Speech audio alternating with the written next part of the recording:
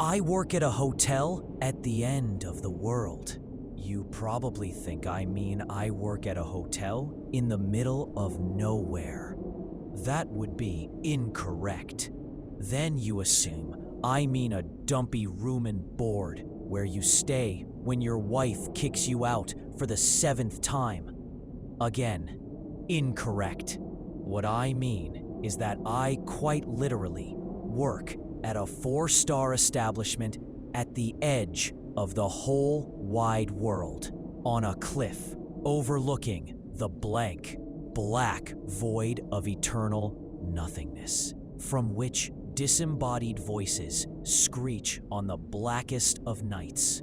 Oh, and from which moderately perturbed voices moan on the not-so-blackest of nights. Pause. Before we get started, some ground rules. First, I'm not here to confirm or deny the whole flat Earth theory, so don't even ask. Just don't. Second, I can't tell you where the hotel is located.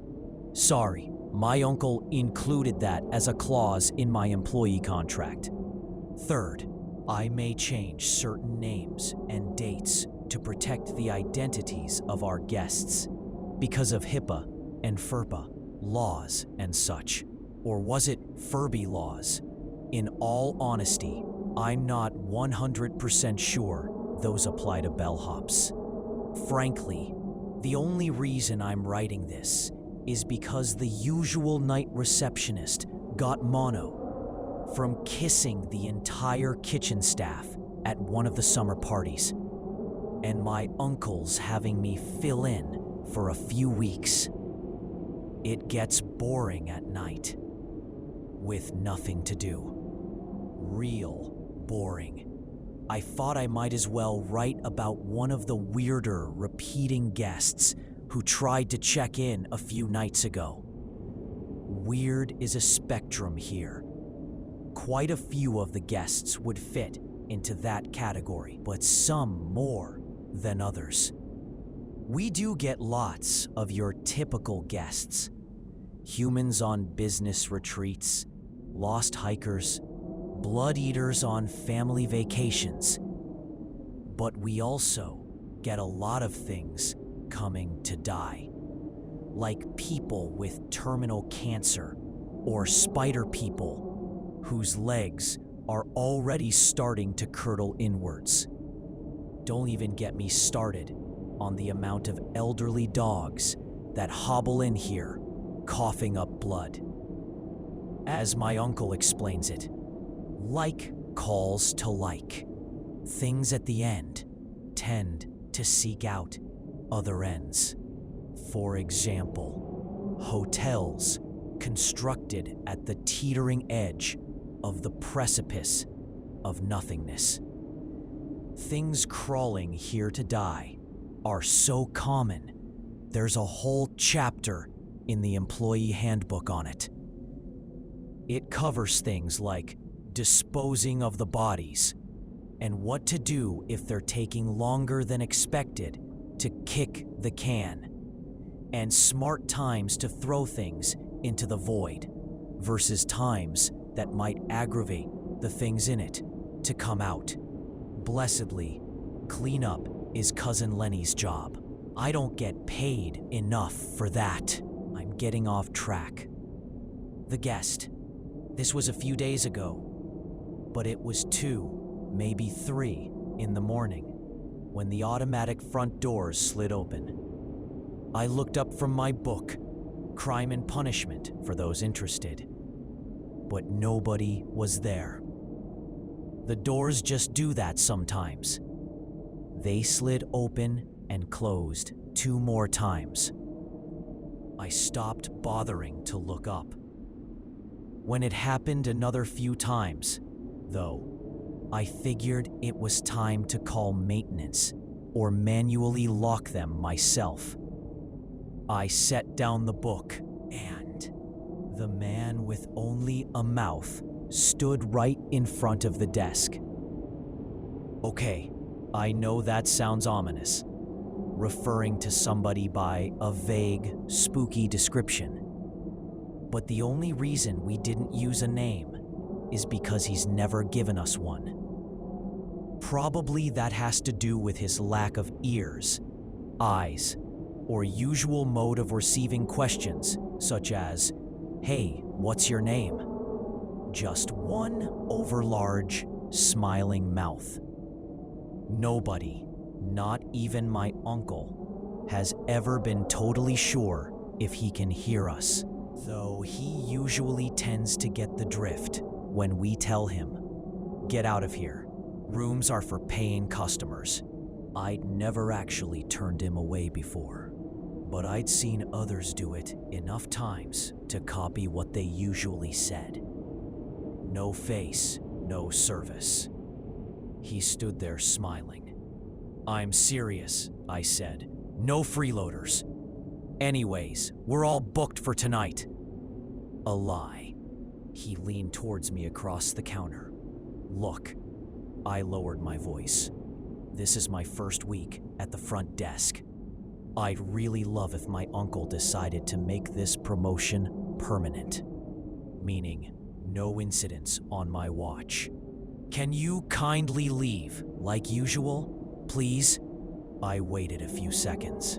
Then, "I'll even throw in a complimentary personal toothpaste." The man with only a mouth smiled wider, slid the toothpaste off the counter, then walked back out the automatic doors.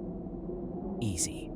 I grabbed one of Uncle's Dr. Peppers from the employee fridge to congratulate myself on a job well done. I could do this receptionist thing. Maybe my luggage-lugging days really could be over. A $3 an hour raise and a desk job, that would be the life. The rest of my shift continued without issue. I signed off at 8 in the morning and checked myself into one of the spare rooms to crash the next few hours until my next shift started at noon. One of the joys of family business. Crappy work schedules you can't say no to. The blackout curtains were pulled tight. The AC was clunking away. I'd nearly drifted off when my eyes jerked open. Something was wrong. I could sense it. It took a full minute of laying there still, listening, to realize what it was. Every time I breathed, something breathed with me. It wasn't a perfect match. There were slight inconsistencies to it, like an echo. Enough I was absolutely sure. Something was next to me in the bed. It was nearly pitch black with the curtains, but the glow from the bedside clock shed just enough light for me to shift to my side and make out the glint off a set of perfect, smiling teeth. The man with only a mouth stared at me. Stared in a hypothetical sense of the word.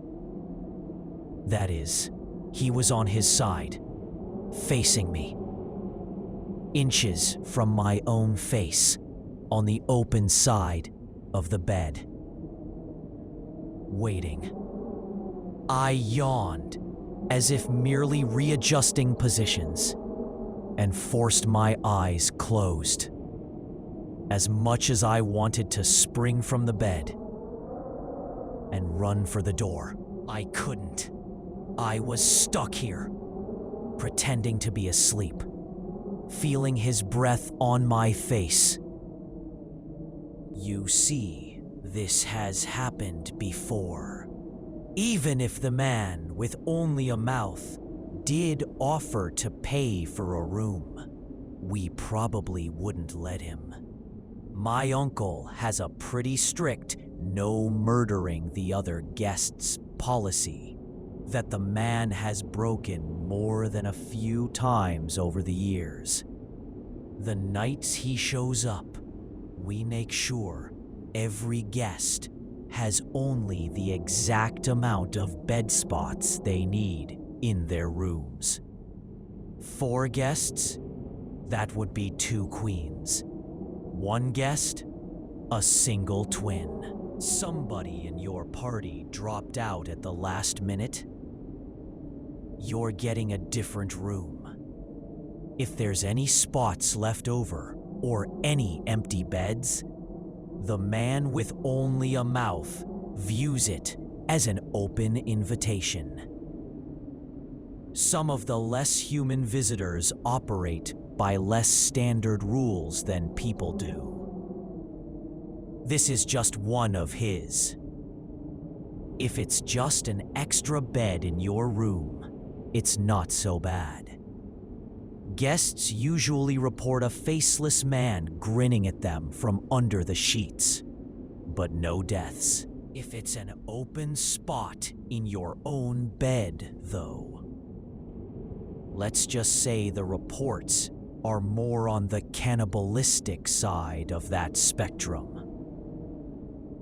If you were thinking about lying about your guest count on your next visit to avoid the upcharge, this is your gentle reminder that honesty always results in less blood. Before you call me an idiot in the comments section for booking myself a room that would break a rule I already knew about, my defense is this. I thought it only applied to guests, not employees. Turns out this was an everyone rule. Whoops. I lay there for 10-ish minutes. The whole time, my eyes stayed closed. Those always went first from the reports. Eyes, then the ears, next the nose, and then the rest of you. All of it sliding through those wide, pearly-gated jaws. Pretend you're asleep, my uncles told me before. He never does anything until the guest wakes up. It fingered, tongued each nostril with impatience. The man with only a mouth wanted to speed things along. Even with eyes closed, I could imagine that smile under the covers beside me. As much as I wish I could claim unfaltering calmness in the throes of the tempest, I was about a sneeze away from gonzo. The tongue was just entering my left nostril. And no, absolutely not. That was not about to happen. No, sir. Somebody knocked on the door. I threw off the covers and bolted for it. Room service, my cousin Francis started. Then realizing it was just me, "Oh, hey, you're supposed to book this under Uncle's name if it's just for a break between shifts," he told me. "Syrup on the sheets," I said. "A guest must have left it open.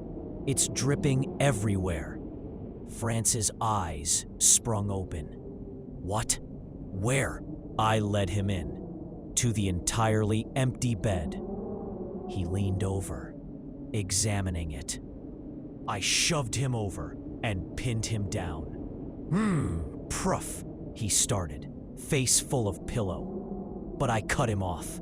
Man with only a mouth. I climbed in beside Francis. "He was just in here a second ago. Sorry, I couldn't risk him coming back while I explained." "Ah, come on." Janitor crew was already short-staffed. I was assigned this whole floor by lunch. Nobody knows when you've changed the sheets anyways. Then I pulled the blankets back over me, and Francis, still grumbling, settled in for an early nap. See, you can't cut your stay short if you invite in the man with only a mouth. He knows the bookings, and as we always explain to our guests who demand a room change, he does not like your stay going short. Sleep until you were planning. Okay, it's almost 6 in the morning. and people are already starting to check out. I'll end there, but let me know if there's any questions you want answered for my next post. I'll try to write during my upcoming night shift. Oh, and please remember, one day you might decide to come visit the hotel at the end of the world. Maybe it will be for a family vacation. Maybe your doctor's just given you an unpleasant diagnosis. But whoever you are, whatever the reason may be, this is your formal reminder about one of our most important rules. Don't lie about your guest count.